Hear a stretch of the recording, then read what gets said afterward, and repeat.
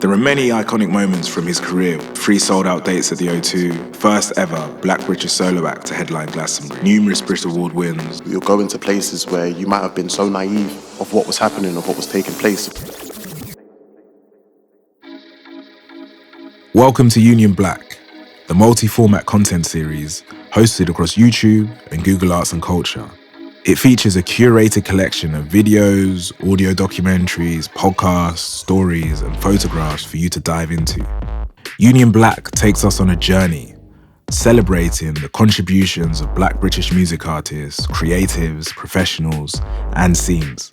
Told by the Black British music community, these stories illustrate the undeniable influence and impact of Black British music and culture, both here in the UK and beyond. I'm Aniefiok Ekpoudom, a writer and author from South London, and this audio documentary, named Merky's Empowerment of Black Britain, is a look at Stormzy, Merky, and the impact their work has had on Black British culture.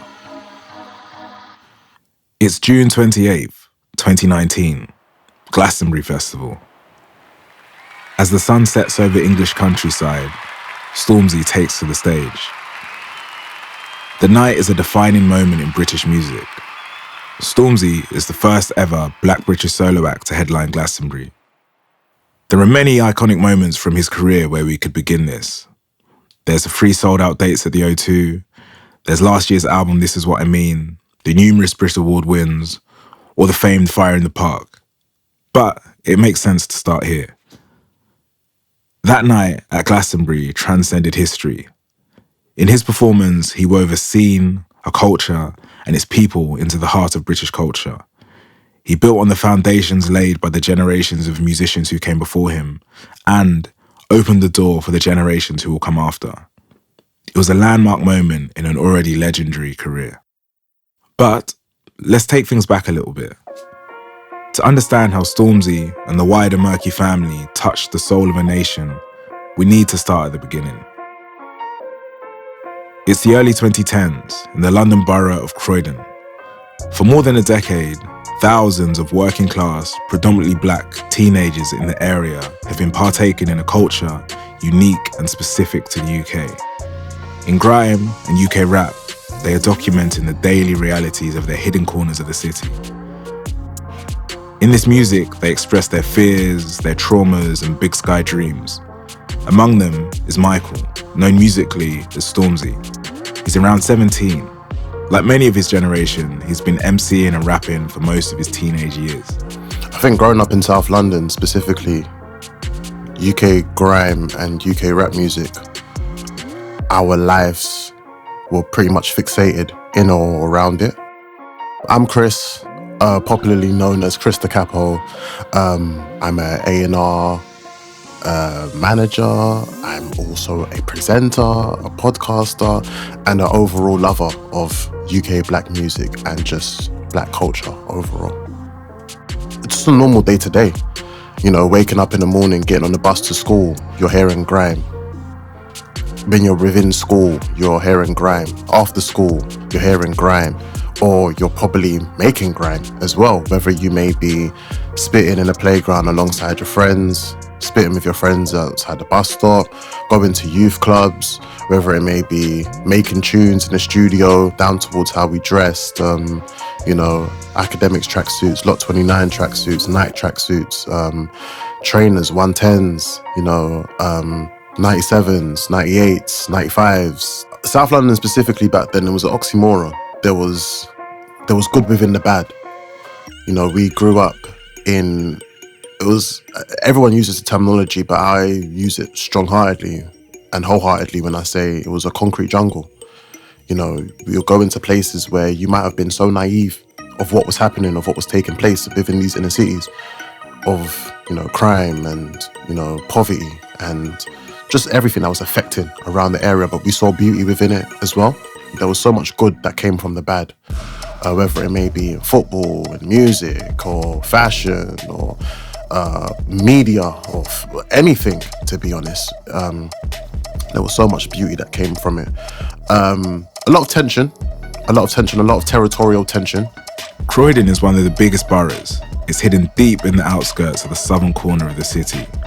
It has a long legacy of grime and UK rap, and as both sounds developed, it became a hub for the growing scenes. In 2013, when the first inklings of a grime renaissance are beginning to shoot, Croydon is at the heart of the moment. The charge is being spearheaded by now legendary duo Krept and Conan. And that's made Krept and Conan. They pretty much are... If South London had a Mount Rushmore, Krept and Conan have to be on there. Hands down have to be on there, because they embark and encapsulate everything of what South London is. Sonically, culturally, they encapsulate what South London is. And yeah, I would just say that their music, when they came out with Red Rum, that was another level.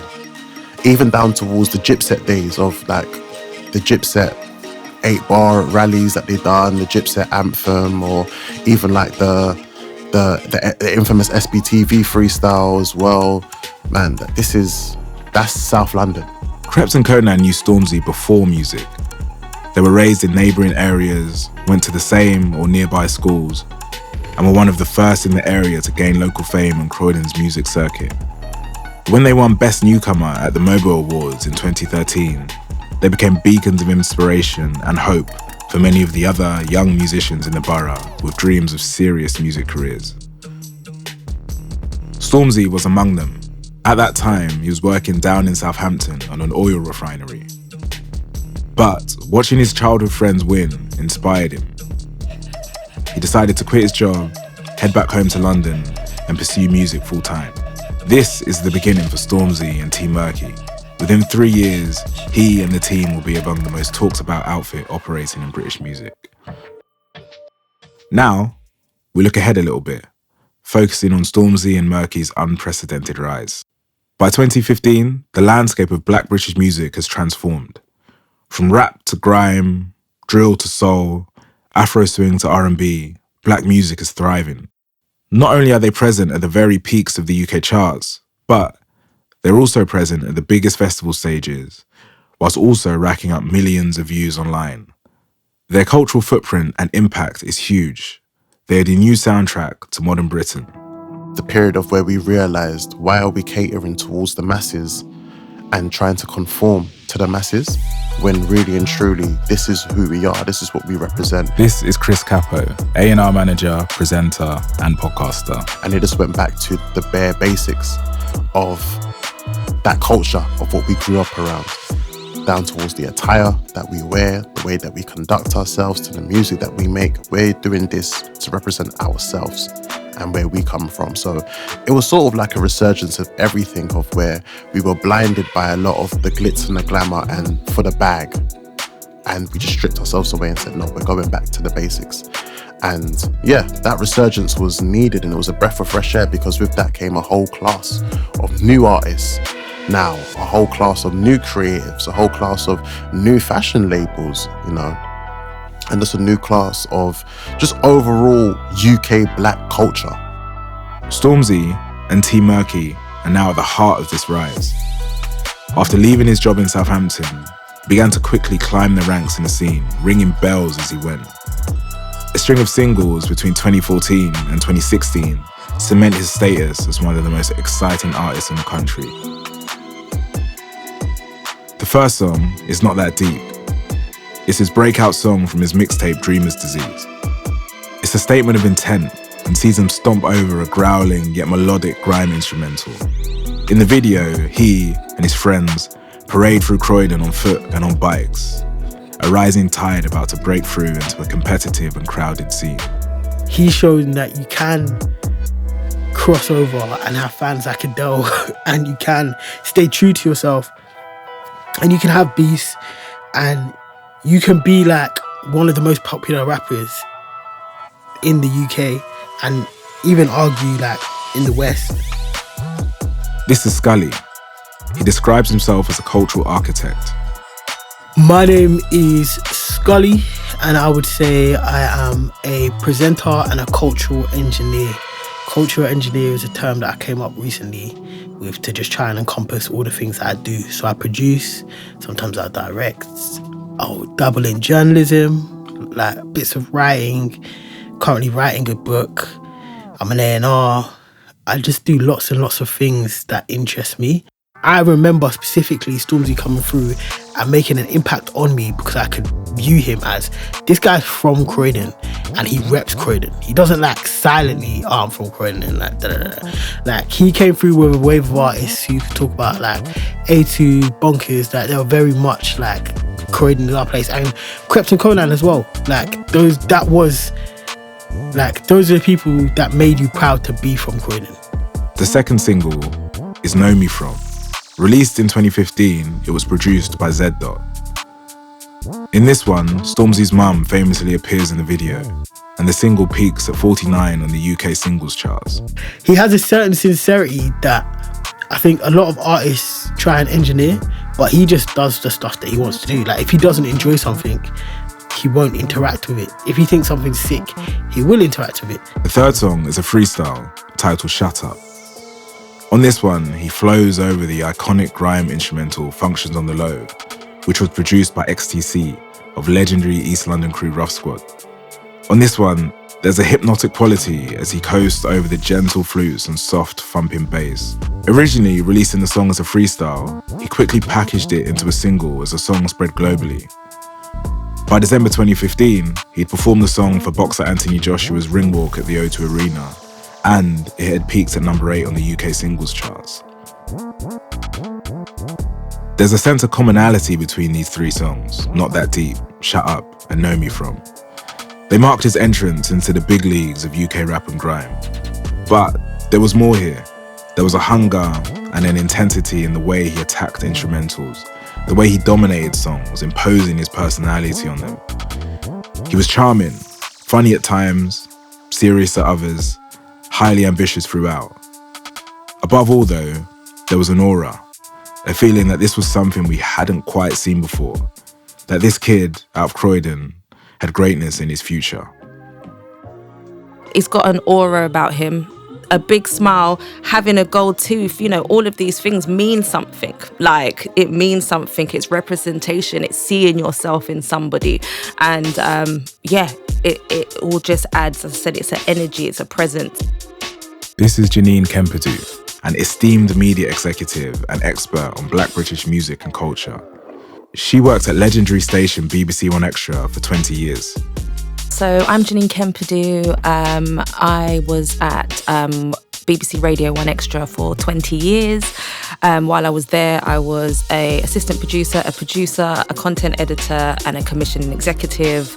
And I kind of started at 1 Extra at the beginning when it was called Network X, and kind of worked my way through. So kind of watched, 20 years of black music and how it kind of emerged in the UK. I've met a lot of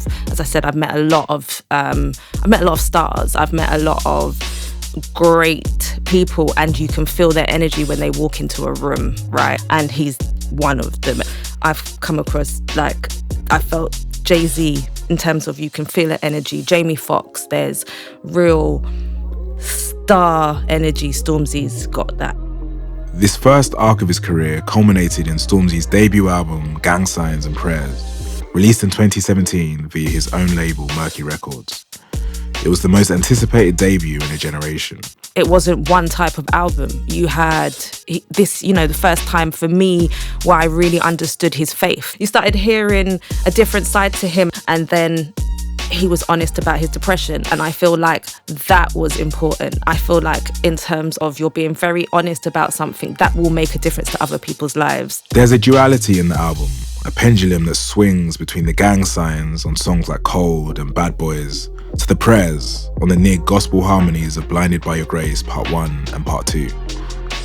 Together, they capture the totality of his life and upbringing in South London. Here is a young man who navigated the dramas and dangers of growing up in his pocket of the city. But also here is a young man who grew up in church, who had developed a love for singing, and he wasn't scared to bring all of himself into the music. There's so many spectrums of the album that he covered, and it was just so well-rounded, and I felt like it spoke to so many of us and spoke so well. Because prior to it, there's never been when you talk about the inner city of growing up in or around the ends, it's always the two sides of things. It's either you was fully on the roads, you was invested heavily on this side of things, and you never had, there was no fair ground or someone in the fair middle. It was either that or you was just a neek or a nerd. There was no one that was a fair middle, or you felt like there was an artist that covered the true honesty of how it was like. The mid to late 2010s was a volatile time in the social, cultural and political landscape of the country. While black music was erupting in Britain, everything else felt like it was in flux. In 2016, the country was rocked by Brexit and the decision to leave the EU. In the same year, after 2 black men were killed by police officers in America, the Black Lives Matter movement took root, flowering in protests across Britain. And on a summer night in 2017, a high-rise council block named Grenfell Tower in West London caught fire. 72 people died. It was the deadliest structural fire since World War II. In the same year, it emerged that hundreds of Commonwealth citizens, many of whom were black and from the Windrush generation, had been wrongly detained, deported, and denied legal rights by a flawed and hostile immigration system. It came to be known as the Windrush scandal. Something like Grenfell is just a very sort of potent symbol. This is Casper Melville. He's a senior lecturer at the School of African and Oriental Studies, also known as SOAS, where he specialises in global creative and cultural industries. So my name's Casper Melville, Dr. Casper Melville, I've got a PhD. I'm a senior lecturer at SOAS, where I teach creative and cultural industries, which includes courses on the music business and podcasting and things like that. And before that, I was a music journalist for about 20 years, writing for independent magazines, Touch Magazine, Blues and Soul, a jazz magazine in the States. It's not just a symbol. 73 people died. It's a terrible tragedy of neglect, corruption, terrible decision making, people not caring about their own citizens because they're busy filling their pockets. The terrible way, London's been hollowed out in so many ways, areas where people have bought, just spending money to buy property as an investment, not live there, killing off communities. And that was happening to North Kensington, where Grenfell is. And the grime and British rappers, were really significant in making sure that Grenfell was brought to the surface and kept at the surface. Music's inherently political. It's a product of social conditions and often is a response to the political climate. Genres like rap and grime, which emerged out of black and working class communities, are perhaps the most pertinent example of their continued existence in this country is an ever-evolving reaction to economic inequality, austerity, gentrification, and the fluctuating social conditions of the inner cities. They cannot be divorced from the communities they stem from. And so, in their lifespan, have become powerful voices for those who often go unheard. In the absence of traditional media sharing the true reality of these places, music has stepped in. So, I think that music, as it so often is a kind of really important bellwether. It's telling you what's really happening in a way that cuts through because it speaks to a younger generation. It's not put in, I'm an academic and a lot of my work is put in kind of rather grand terms, and long words and stuff like that. The rappers have got a way to cut through that and to open up a whole new set of debates and discussions. So if you look back at the text, as it were, if you go back and listen to the music of grime from, let's say, 2012 all the way through to now, you can see the history of what's happened in this country laid out in those lyrics. You can see talk about police brutality and violence and poverty and also, of course, exciting things like football matches and, more positive things which are circulating. So, I know Chuck D always called, hip hop, black CNN, as if it was a kind of news service for people who weren't being serviced by the formal news. As rap and grime continue to blow up in the UK, a new generation of rappers seized the genres to call out injustice, political corruption, and discrimination facing black and working class communities in Britain. Not so much party political, but speaking for the disadvantaged, speaking for the communities from which they come, and putting that on the agenda and keeping it there. And so when Stormzy, you know, pops up at Glastonbury with his Banksy stab vest, you know, that's a really significant moment, and a moment which is saying, why aren't you recognising the riches your country does have, instead of trying to return to some fantasy projected idea of, you know, British greatness of the past? Why aren't you recognising the skills and the talents that are here? Because these people are not being supported. You know, food banks. I never thought we'd be in a situation where people in work would be going to food banks. And some of the only people I hear talking about this are the rappers, in all honesty. Well, that, you know, back then, maybe 5 years ago. Now, hopefully that's become more of a part of the public discussion. The 2018 Brit Awards was a memorable night for Stormzy. He wins British Album of the Year and he wins Best Male Solo Artist. But his appearance at the night is marked by a powerful performance. While performing a medley between Blinded by Your Grace Part 2 and Big for Your Boots, he speaks up on the tragedy of the Grenfell Tower fire, calling out then Prime Minister Theresa May. What occurred that night in West London and the victims who lost their lives and their families will not be forgotten.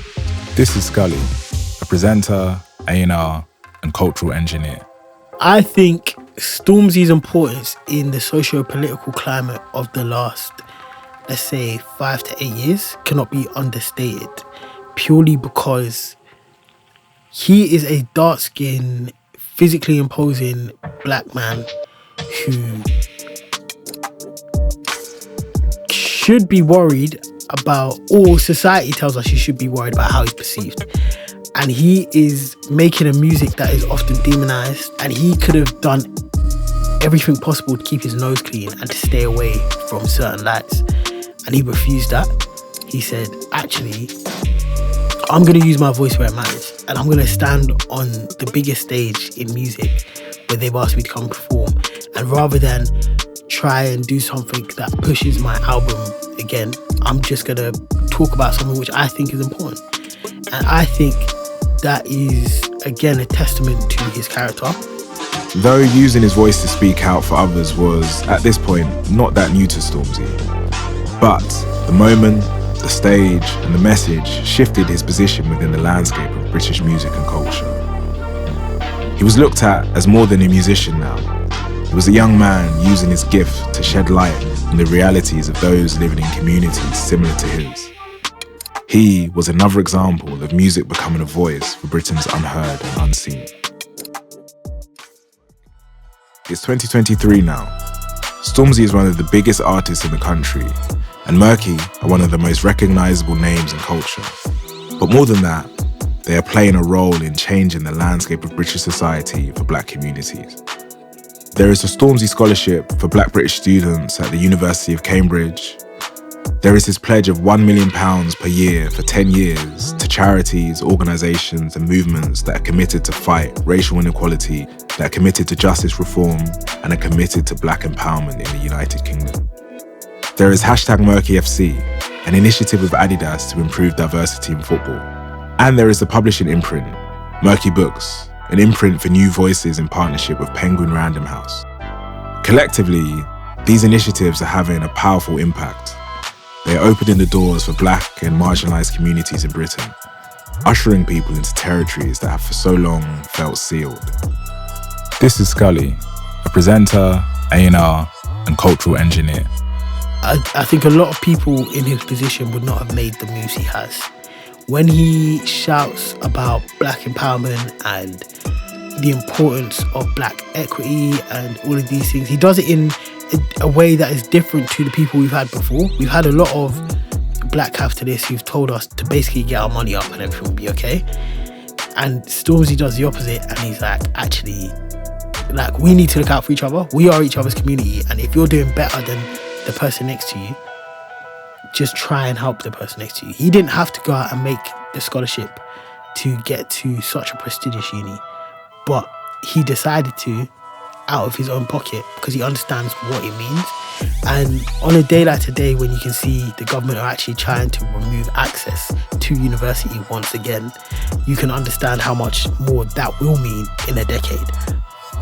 And I guess, I don't know if that's a testament to him looking at the bigger picture always, or if it's a reflection of what he thinks is important and his values and how that manifests in the now. Stormzy's success isn't happening in isolation. These partnerships form part of a wider evolution.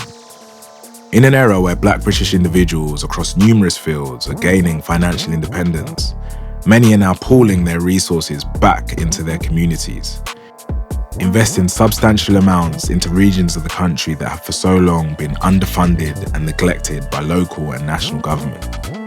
In this day and age, Stormzy stands alongside the likes of Marcus Rashford and Raheem Sterling, who have started similar initiatives. Their collective social impact cannot be understated. This is Casper Melville.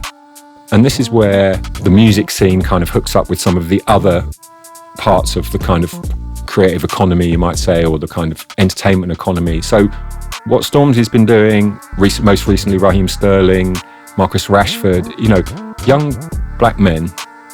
It's not only men, obviously there's Lil Sims and there's others who played a role, women. I mean, there are structural reasons why it's mainly men, but who are not forgetting where they came from, who are embracing their success and their wealth, dressing in nice clothes, buying big houses, etc., buying a house for their mum, but also putting the issue of child poverty on the agenda, putting the issue of the lack of opportunities for black writers, actually putting their money into, scholarships to get black students into Cambridge, or creating a book imprint like Merky. I mean, this is really important, honourable work being done, which is, in some sense, producing a voice which is the strongest voice against what the government has been doing or not doing, much stronger than the opposition, who seem determined not to be seen as radical, right? So in the end, the government is being fronted. People are stepping to the government, demanding change, but putting their money where their mouth is. Someone like Marcus Rashford or Stormzy is voicing viable opposition to a constituency of people who, their fan base who are like them, and also their fan base who aren't like them at all, because they've got international reach, they've got loads of fans, in Japan and Australia because of the internet. This is a very significant change. In their wake, Stormzy and Merky have also left something intangible. Something that can't really be measured by numbers or chart sales or investment figures. It's something that sits even away from just music itself. It's something deeper than that. They've given hope to those both older and younger, a belief in what's possible, an understanding that you can rise despite obstacles, that you can march forward in the face of resistance, and that the world you dream of lays in wait. This is Janine Kempedu, a former commissioning exec at BBC Radio 1 Extra. What Merky are doing, it's not just about grassroots. If you said the Cambridge, that's into, we've got taking young, intellectual black people and making them greater. So I feel Merky is going to create leaders, and not just create leaders, but also it's going to put young black people at a level playing ground.